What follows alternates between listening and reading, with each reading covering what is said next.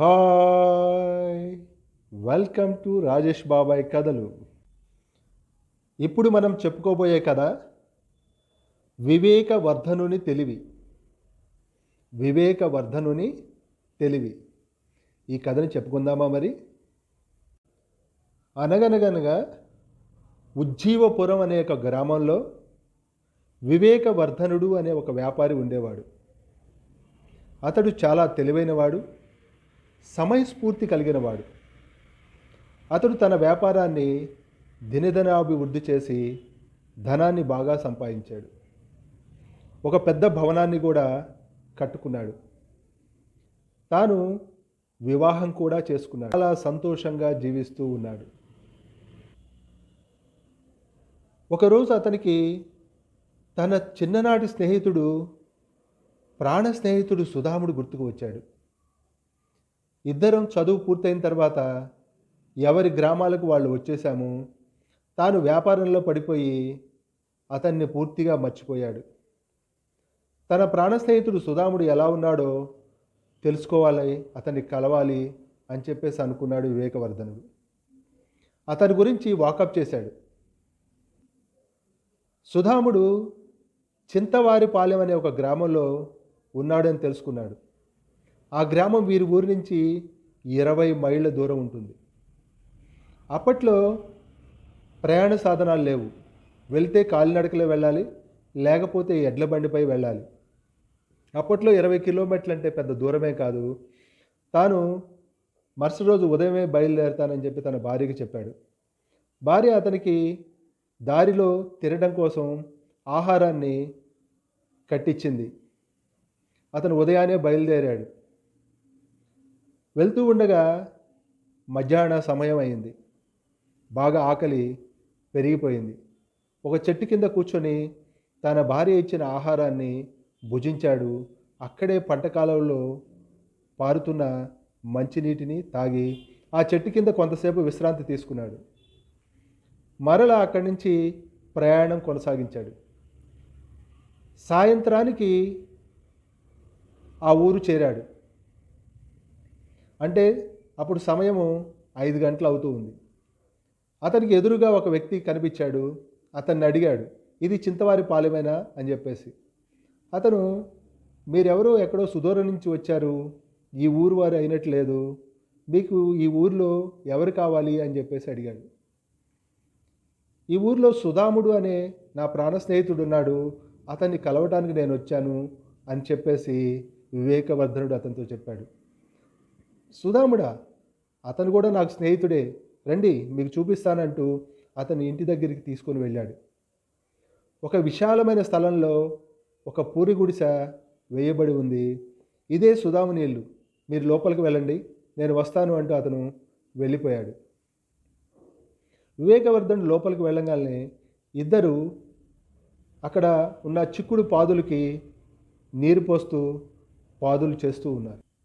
వారి ఇరువురు వివేకవర్ధను చూసి, ఎవరండి మీరు, మీకు ఎవరు కావాలి అని చెప్పేసి వివేకవర్ధన్ని ప్రశ్నించారు.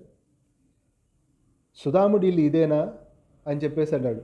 అవునండి, సుధాముడు మా అన్నయ్యే, రండి కూర్చోండి అంటూ అక్కడున్న ఒక పాత నులక మంచాన్ని వేసి ఒక పాత మాసిపోయిన చినిగి దుప్పటిని దాని మీద వేసి కూర్చోమన్నారు. వివేకవర్ధనుడు కూర్చున్నాడు. వారు సుధాముడిని పిలవడానికి ఇంట్లోకి వెళ్ళారు. సుధాముడు వెలుగులకు వచ్చాడు. కొన్ని క్షణాల పాటు వివేకవర్ధన్ని గుర్తుపట్టలేదు. సుధామా, ఎలా ఉన్నావు అని చెప్పేసి వివేకవర్ధనుడు సుధాముడిని పలకరించాడు.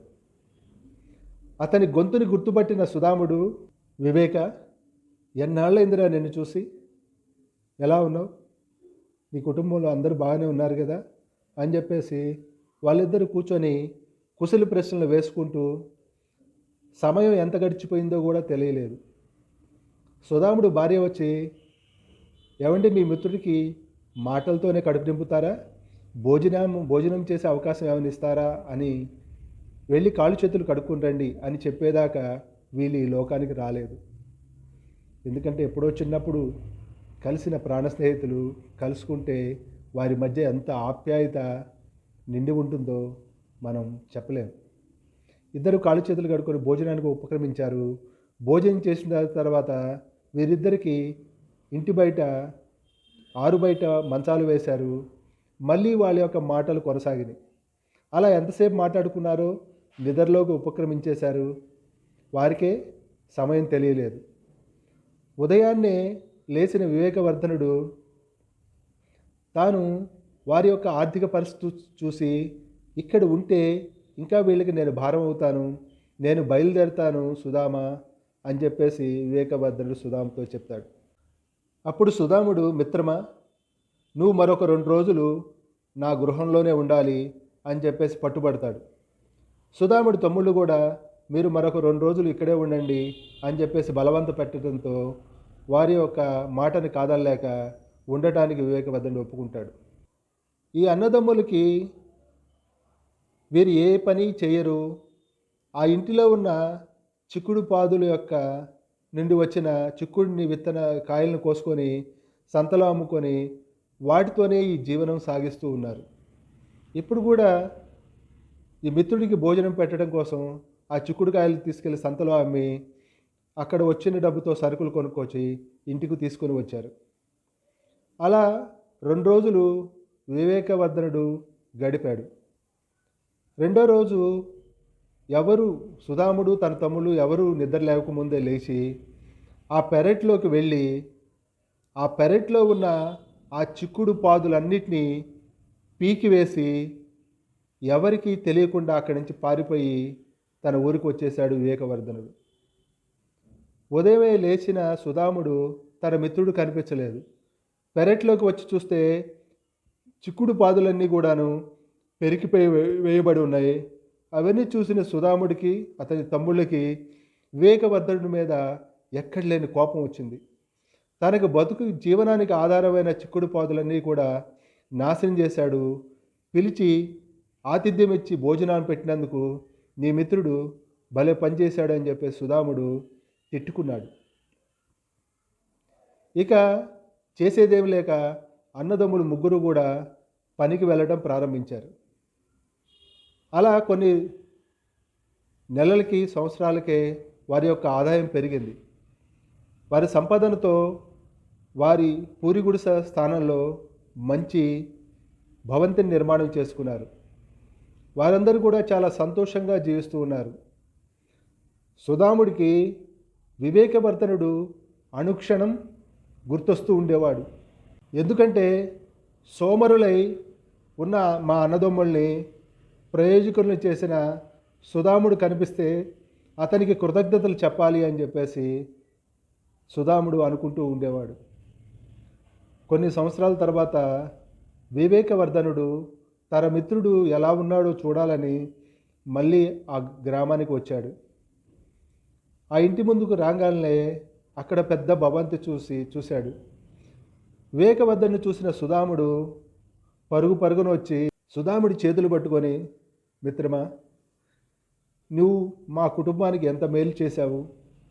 నువ్వే గనక ఆ చిక్కుడు పాదుల్ని తొలగించుకున్నట్టయితే మేము జీవితకాలం కూడా సోమరిపోతుల్లాగా ఇలాగే జీవిస్తూ ఉండేవాళ్ళము. మా జీవితాల్లో మార్పు తెచ్చినందుకు నీకు మేము జీవితకాలం రుణపడి ఉంటాము. స్నేహితుడు అంటే నువ్వే, స్నేహం అంటే నీదే మిత్రమా అంటూ సుధాముడు వివేకవర్ధనుడికి కృతజ్ఞతలు చెప్పుకున్నాడు. చూసారా, వివేకవర్ధనుడు తన మిత్రుని యొక్క సుధాముడి యొక్క జీవితంలో ఎంతటి మార్పు తీసుకొచ్చాడు. ప్రతి స్నేహితుడు కూడాను తన మిత్రుడు ఆపదలో ఉన్నప్పుడు అతన్ని విడిచిపెట్టకుండా అతనికి తనకు చేతనైనంత సహాయాన్ని అందించి తోడ్పడగలిగినప్పుడే స్నేహానికి ఒక అర్థం ఉంటుందని ఈ కథ ద్వారా మనకు తెలుస్తుంది. ఎలా ఉంది కదా? మళ్ళీ మరొక కథతో కలుసుకుందాం. బాయ్.